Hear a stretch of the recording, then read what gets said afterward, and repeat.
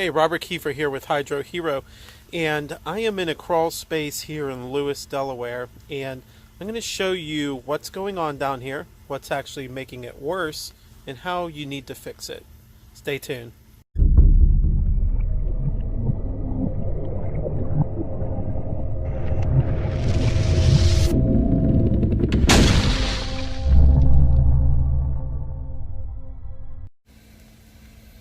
Okay, so here we are in this crawl space that we're doing an estimate for. Now you see that it has a vapor barrier, good ground cover here. It's just a regular 6 mil, and you know, it's starting to break down over time. But what I'd like to show you is, even though that it's got a vapor barrier down, there's nothing to control the humidity. And the humidity is the main issue here.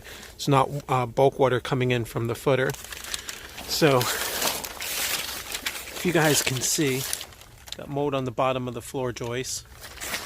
The insulation is all falling apart. So, the remediation, you can't just spray the mold and then kill it and just leave it. It still releases MVOCs, microbial, volitile organic compounds.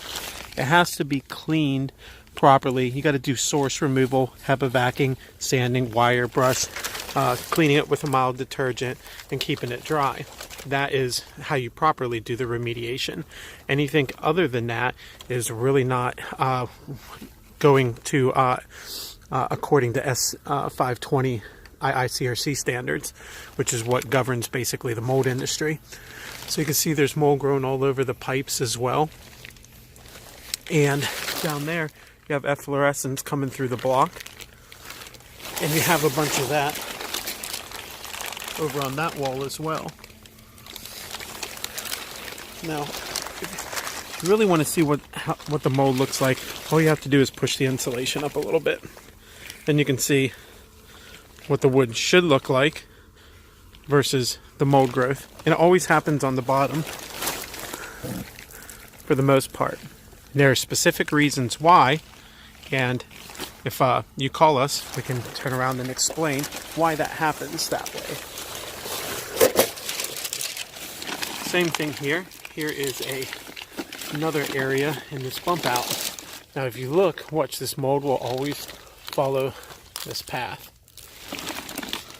Now that I push that up, now you can clearly see it.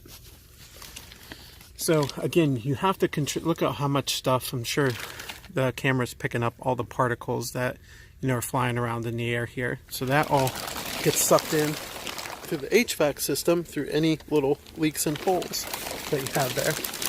So you have to have a dehumidifier installed after all the vents are closed off.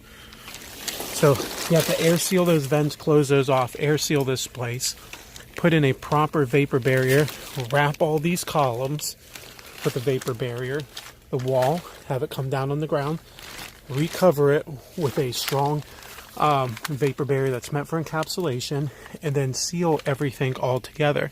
And you put in a dehumidifier, make sure that you're putting it one end, ducting it to the other, balancing out the system so you don't have it short cycling.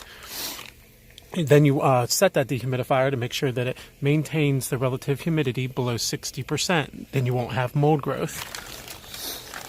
And then the other thing that they have that's contributing, making this problem much worse, is inside those vents over there, they have actual fans. I'm not sure if you can hear them.